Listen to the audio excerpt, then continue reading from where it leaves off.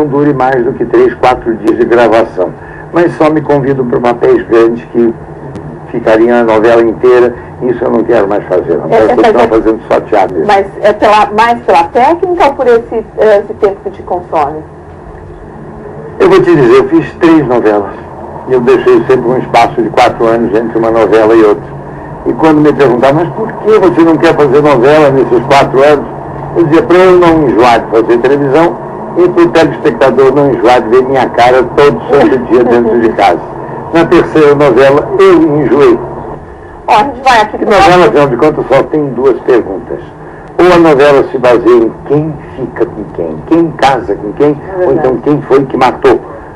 Tirando essas 2 perguntas, não tem novela. A gente vai para o intervalo e daqui a pouquinho a gente volta com mais Paulo Altran que aborda o nosso ônibus, aí mostrando alguns endereços escolhidos por ele aqui na cidade de São Paulo. Até já. Dominarei essa terra, invocarei essas histéricas tradições em ordem, pela força, pelo amor da força!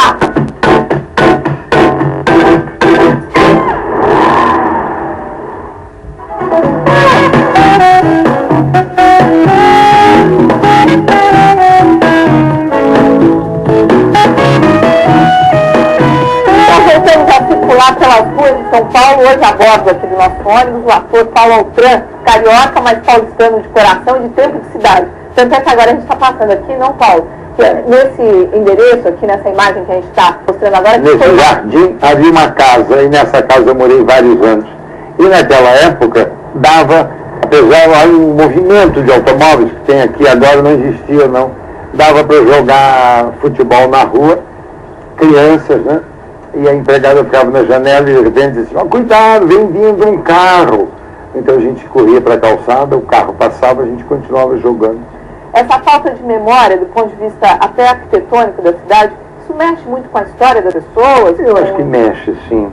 Você chega por exemplo, você vai a Paris, você volta 20 anos depois a Paris, os pontos raros da cidade são idênticos, os prédios são os mesmos. Prédios antiquíssimos são restaurados, são reformados. No Brasil, se bota abaixo e se constrói outra coisa. Essa esquina toda era completamente diferente. Então você pensa na arquitetura do fim do século, era uma arquitetura toda feita para a alegria dos olhos, coisas redondas, coisas agradáveis. Agora essas vastidões retas, altíssimas, o ser humano fica diminuto, né? Fica pequenininho. Eu me lembro, pequeno, eu voltava do colégio arquidiocesano em Vila Mariana, descia na Avenida Paulista e até minha casa aqui na esquina da Itu, nós passamos agora. E naquela época, na esquina da Santos, começava a ladeira da Padre João Manuel. E dali, naquele momento que eu chegava, era a hora do pôr do sol. Então eu via sempre aquele pôr do sol maravilhoso. Hoje em dia você não enxerga mais nada. Você estando em pé na rua, você não vê nem horizonte. Como é que vai ver pôr do sol? O túnel 9 de julho, você inclusive viu acontecer, né? Eu atravessei o túnel 9 de julho quando ainda estava em construção. Como que foi isso? Eu fui entrando, garotinho, tinha o quê? Uns 10, 11 anos, por aí. E fui entrando no túnel com um vizinho meu, que tinha a minha idade também, o Guido Cavalcante. E fomos entrando e atravessamos o túnel. Quando chegamos do outro lado, é que um mestre de obras, o que vocês vão fazer aqui? Não pode! E aí voltamos correndo, atravessamos de volta o túnel. E foi uma sensação estranhíssima, que ainda pingava água, tinha vários pontos de lama. Sujamos de lama, não tem a menor dúvida. Que tipo de reflexão você passa a ter quando você tem esses momentos, as oportunidades de parar um pouquinho para pensar sobre esse lugar que você aqui está na Avenida Paulista. Isso. Agora, pega um pouco essa perspectiva dos prédios e veja como isso é até bonito arquitetonicamente, mas não tem nada a ver com o ser humano. Você vê o tamanho das pessoas andando na rua e a imensidão que são esses prédios, o feitio desses prédios. Olha a imagem. Nada é acolhedor, nada é agradável, tudo é uma beleza agressiva. Por isso que eu digo que a arquitetura moderna desses prédios colossais ela é desumana, ela não tem nada a ver com o ser humano. Que bairro da cidade você gosta mais? Eu, por tradição, no bairro que eu atualmente moro, que é o mesmo bairro em que eu praticamente morei minha vida inteira aqui em São Paulo. Eu morei 30 anos num prédio na Avenida 9 de Julho, mas fora desses 30 anos eu morei sempre na Cerqueira César, que todo mundo chama de Jardim, mas não é Jardim, é Cerqueira César. Mas Bexiga você sempre teve muita simpatia pelo bairro do Bexiga. Por causa do TBC. Claro. Que o TBC, a história do TBC é engraçada. O Frank Zampari escreveu uma peça de teatro e pediu ao Abílio Pereira de Almeida, um grande autor de teatro que já morreu, que dirigisse. E ele então, na casa do Paulo Assunção, outro grafino daquela época, ele, no jardim, montaram um teatro todo de lona, colossal, e fizeram uma noite o espetáculo. E o Abílio disse ao Franco, mas por que você, se é que você gosta tanto de teatro, escreve para teatro, por que você não faz um teatro em São Paulo? E ele disse, então você procure um local que a gente vai fazer. E foi o Abílio Pereira de Almeida quem descobriu aquele prédio da Major Diogo, onde funciona até hoje o TBC. E então o Franco reformou aquilo tudo, transformou num teatro primoroso na época, pequeno, mas muito agradável. E que agora foi todo restaurado. Está bonitinho o TBC para mim. Está muito bonito. Paulo, voltando aqui às nossas memórias, através do material fornecido pela Agência Estado, tem uma reportagem aqui do Diário da Noite, de 43 anos atrás, 1956. E você fala aqui, naquela época, que o teu personagem, naquele momento mais importante, que exigiu mais, você foi Otelo. E aí você conta aqui que ensaiou mais de 600 horas, diz a reportagem, tomou aulas diárias de ginástica, esgrima, aulas especiais de impostação de voz e tal, e uma centena de livros, artigos que você teve que ler e tudo mais para fazer Otelo. Eu gostaria de conferir essa informação, se continua Otelo, ao personagem mais importante, e quando você se dedica com essa intensidade para um trabalho, o personagem toma totalmente conta da sua vida? No certo sentido, né? Eu fiz o Otelo 300 vezes. E em Londres, quando um espetáculo shakespeariano atinge o número de 100 representações, é uma festa, é um caso raríssimo. Porque em Londres. E no Brasil, fizemos o Otelo 300 vezes, em vários anos seguidos. Paulo, a gente está circulando por uma avenida que ostenta muito poder, rola muito dinheiro. O que é que você vê de errado nessa situação de hoje, na cidade, com a tua profissão, que te dá vontade de botar a boca no trombone? Você sabe que se houvesse muitos ricos, e se esses ricos pensassem que a má distribuição das riquezas é um perigo para eles, inclusive, acho que a distribuição de riquezas no mundo seria completamente diferente. E os pobres teriam mais chances de trabalhar, mais chances de ganhar dinheiro. E só o fato de você botar a boca no trombone, como você disse, já é uma satisfação para cada cidadão, para cada indivíduo que mora no Brasil. É bom saber que se ele fizer uma queixa, essa queixa pode ser até publicada. Então isso é um conforto. Agora, é uma pena mesmo que alguns empresários não percebam que eles têm que lutar pela melhor distribuição de riquezas. Bom, dessa resposta do Paulo, então a gente vai para o intervalo e voltamos aí no último bloco do nosso programa circular, falando sobre o teatro, sobre o espetáculo dele, está aqui na cidade. Até já. Sobre não ter que dar uma coisa para não quer. Em primeiro lugar, só tem que mandar ligar o telefone. Tem, não quer. Mas eu lembro desses. E se o senhor cair para ver, sai desse que eu caí.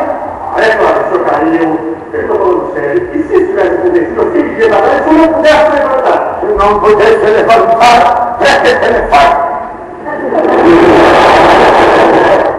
A nossa campanha para aquecer aqueles que precisam de ajuda neste momento.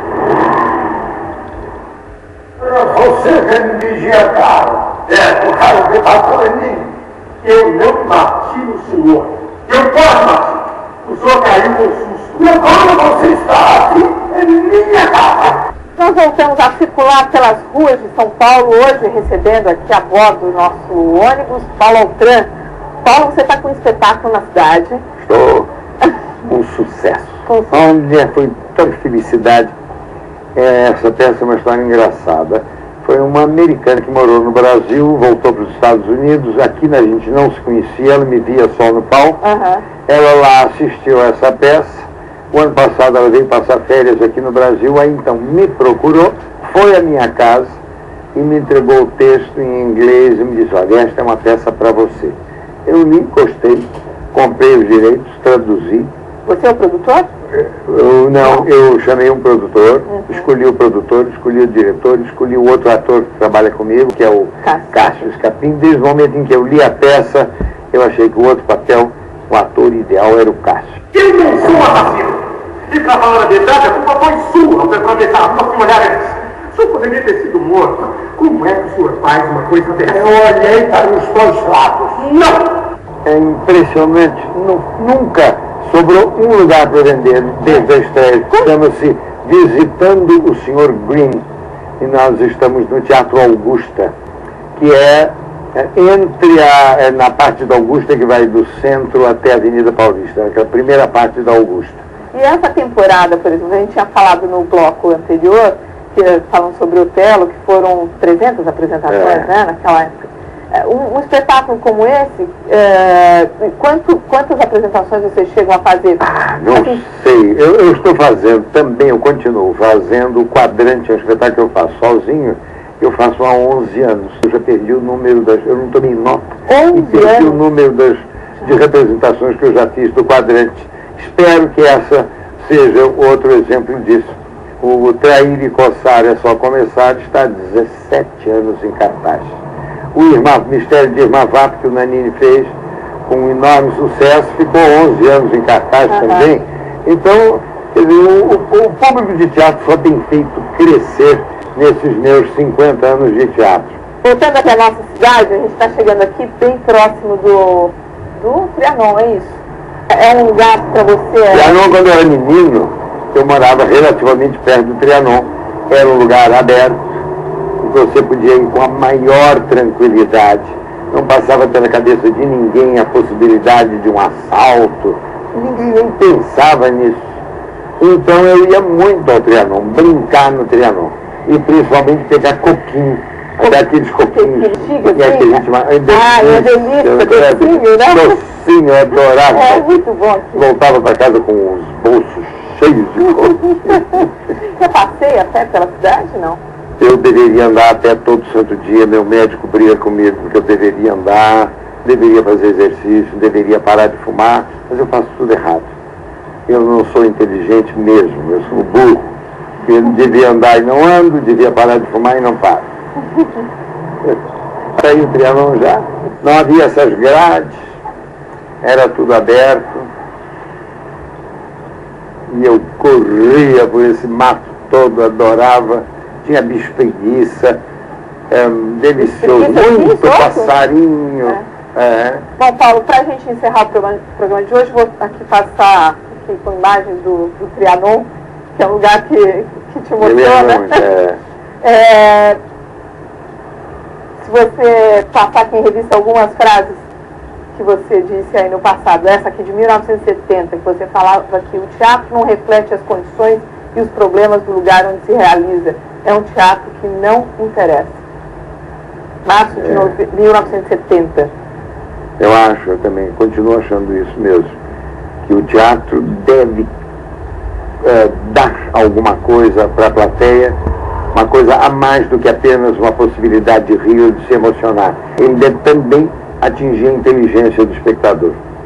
Nesse sentido, nesse sentido que eu interpreto essa frase hoje em dia. Em geral, eu acho o teatro experimental muito chato. Sou obrigada a assistir a 99 bobagens para ver uma coisa interessante. É verdade. Continuo achando a mesma coisa. Não acho uma bobagem. Eu acho que se deve fazer teatro experimental, quando ele é efetivamente experimental, quando se busca um caminho novo, deve ser feito. Mas a maioria das experiências não dá certo. Nacionalismo em arte é retrocesso. Continuo achando. Nacionalismo é um sentimento muito perigoso, né? Se transforma em radicalismo, se transforma em totalitarismo com a maior facilidade. Para encerrar, o teatro existe porque a gente querendo dizer coisas. Não há dúvida, eu acho. Bom, Paulo Altran, muito obrigada pela sua entrevista. Obrigado Boa a sorte você. no espetáculo. Foi um prazer conversar com você. Naquela cidade. Sabendo que você tem essa audiência maravilhosa que gosta das suas perguntas, das suas entrevistas. Até logo.